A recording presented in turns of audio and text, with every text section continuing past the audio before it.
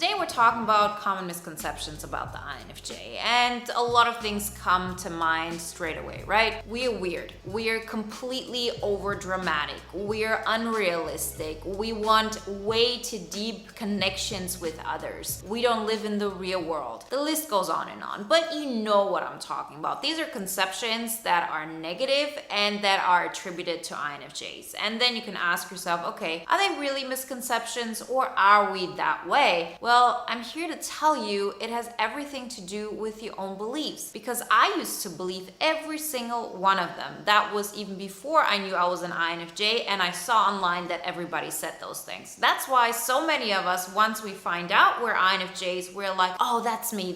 I experience every single one of them. And nowadays, I can tell you, I don't experience one single one of those things. I don't have people telling me I'm over dramatic. I don't have people telling me I'm too clingy. I want way too deep connections. There is no such thing as I'm weird or I have unrealistic expectations. And it's not because now I'm better or now I'm special. It's not even that I have just changed. It's the fact that I personally don't believe these things anymore. And so therefore, what happens? I stop sharing myself with people who will mirror back to me this limiting belief that is making us stay in this place and really suffer through every single day. We're going to talk about today how this misconception is actually being created, how we facilitate that. It's not our fault, of course, it's just what we've experienced before, but now we're adults, now we can take charge of it. And sometimes it's difficult to understand how that whole thing happened and how we can change that, but we're going to take it step by step today so you can apply this starting today. So all the things I just mentioned before, that not only turn into misconceptions, but you don't even see anybody who says these things about you or who believes these things about you. That's what we're all about. Before we get started, I want to let you know that I'm discontinuing my smallest coaching package so I can focus on the bigger ones and on boot camp. So if you are looking into this and you're interested, now is the best time. You have time until the end of September. Book a free discovery call. You find all the information below. Most of us are really into personal development, so we know that our environment mirrors back to us what we personally believe. That's something that in the personal development realm has been talked about a lot, but it isn't really understood very often. We just hear it and it's like, yeah, something I live by, but does that really apply to my life? How do I change that? And for us as INFJs, there's a very particular way how we can interpret that. So imagine it like this. You have a subconscious mind and you have a conscious mind. We all know that. The conscious mind are those things we keep telling ourselves, as in, of course I love myself. Of course I believe in what I'm saying. I think my ideas are great and the people around me should understand them. I want the best for others. Why are people reacting this way towards me? This is going on in our conscious mind. But on our subconscious mind, their beliefs running around like, yes, I am different. I have to keep myself small. I have to dim my light, because if I, for example, don't dim my light and I become the biggest version of myself that I can be, the people around me aren't going to like me anymore. They're going to figure out that they're wasting their lives and I'm going to feel guilty about it. People are not going to want to connect with me, and the list goes on and on. If you believe those things on a subconscious level, then that's the way you see the world. That's a fact. There's no way to look at this from two different perspectives. If this is what you subconsciously believe, then that's the way the world works for you. You don't see anything outside of it. You don't know that there's an alternative. And I'm not here to tell you, oh, that's just you and you haven't gone to a process where you see everything. No, every single one of us, me included, has a particular way of, that's how I think the world works. And we are blind to all the other possibilities. We just go through life with what our current view of our subconscious mind tells us. And it is something that you can change, definitely, but that's a first realization we have to have. So let's look at it theoretically. Like, even if you say, no, I don't believe that I'm weird. I don't believe that there's something wrong with me. We know that you believe this on a conscious level, but let's assume on a subconscious level, those beliefs would be true. And I'm not just, again, talking about you. I know from my personal experience, there are thousands of things that I still believe that I will change hopefully in a year. And there are, so many more that I believed 5 years ago that I don't believe anymore. That's one of the great things if you, for example, get coaching, because then you're working with somebody who's gone through the process. So you see certain things for the first time from a perspective of, oh, that's also possible. So even in your circumstance, and I've had this with clients lately very often, where it's about getting a new job, starting something completely new, and it feels like I don't know what the next step is, I don't know how to approach it, like, I just feel lost. And then I help them see things from my perspective, and then suddenly, oh, there's this great idea. That thing was there the entire time, but up until this point, we were blind to it. We don't know what we don't know. So if our subconscious mind believes certain things about us, what are we going to do? We automatically, on autopilot, start hanging around with people who mirror back to us that our subconscious mind is right, because we'd rather be bullied, we'd rather be neglected, abandoned, all of those things, than to be wrong about the real world. That's just how our mind works. Let me say this again. We rather experience pain in the position of, okay, my reality is the way I believe it is, and that reality mirrors back to me. I'm weird. I can't amount to anything. People will never understand me. I will never have a true connection. Then to recognize that our mind is actually not the way it should be at that moment. Sometimes we get to a place where we have this cognitive dissonance, where there's just such a gap between what's going on in reality and what you actually believe, that you have a reality break, and then you just have to start with a new perception of reality, right? That happened to me. It was the biggest wake-up call of my life, and I attribute a lot to that. But I'm not here to tell you that you have to go through that pain in order to recognize that you can live a fulfilled life where, you have the money that you want, you live out the vocation that you want, you share your gifts, you are being seen, you are being heard. There's not just this one way to reach that by going to, a reality break and a lot of hardship. No, it's also possible to actually start doing things that will expand your understanding of reality. A great way to start is to download the poster that I have, the 5 pillars to an INFJ epic life. Those are things you can start with today at home, where you can say to yourself, okay, today I'm going to set goals in all of these 5 pillars. I'm going to make sure that I improve myself with each step. And before you know it, you start seeing that there's another way of seeing the world. That's why this channel works. That's why bootcamp works, why coaching works, because people see that, yes, there is another way. I can see reality differently. And if you personally would get to a place where your subconscious believes there's nothing weird about me, I have great ideas, my voice matters, what I have to give is valuable, of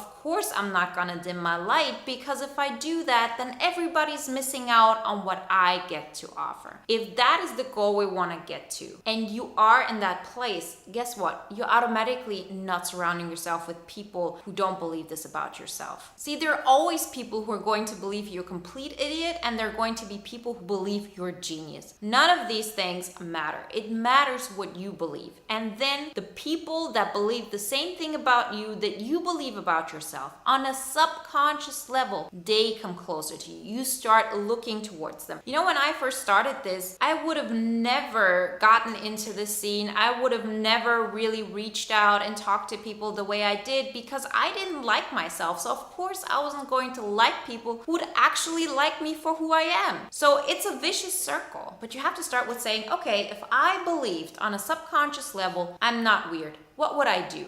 I would start sharing my message, and I would start sharing my message in a way that would benefit the people who are listening to. I don't care about the people who don't appreciate it. I'm not looking towards that. I'm going towards my goal. I'm going towards the person I want to be. I'm going towards creating the INFJ epic life I'm born to live. And there is no such thing as, okay, I have to now start a YouTube channel, or I have to write a book. It can be in your everyday actions. It can be that you just say, I deserve better. I'm going to do better, and just by that I'm going to inspire the people around me, and I'm not going to hide who I am or what I'm about, because there are people who are looking for exactly that inspiration. See, we as INFJs, yes, we're 1% of the population. There are not so many of us around, so of course there's going to be a lot of discrepancy between what you believe and maybe the 10 people who live in your building, right? But that's just a location thing. And I also understand why we came up with all of these misbeliefs when we as children not only are rare, but on top of that, our mind is very impressionable. That's one of our best qualities, that we are impressionable in such a way that we understand others, we're empathetic, we pick up what's going on. But guess what? That can also give you a feeling of, oh, others want other things, so what they want, that's the right thing, what I want doesn't matter. So those common misconceptions that we talk about, it's not even that much that other people believe it, we believe that. If you are in a position where you say the people around me continuously show me that they think I'm weird, that they think I'm too emotional, that I expect too much, that I am unrealistic, or whatever kind of things come up in your mind, trust me, there is a part of you who believes that on a subconscious level. And if we want to change our reality, we have to change with ourselves. The great thing is, as an INFJ, once you make that switch, it's there to stay, because we can hold on to this reality before it's really shown up on the outside. And then slowly but surely, your surroundings will change. There may even be people in your life that are continuing to be in your life, but the relationship dynamics will change. It's an incredible process, and particularly for INFJs, it's very, very rewarding, because we see how much power we have while using our intuition and the way we think. If you want some more help with this, then get coached by me. You see people on the highest level of their careers, they have coaches, but when we're in the trenches and we don't know how to move forward, it kind of feels like, oh, I don't want to do this. You know, it's not like it always works with everybody. That's why we have the discovery call. That's where you can find out, am I really going to get benefit out of it? And for me, it's also a way to figure out, can I really help here? Like, is this a win-win situation? Remember, we're going to get deeper in these topics of personal transformation on this channel generally, and everything from the perspective of an INFJ. Make sure to download the poster, and if you want to watch another video now that is in alignment with today's topic, then watch the video on the 10 reasons why the INFJ loves being alone.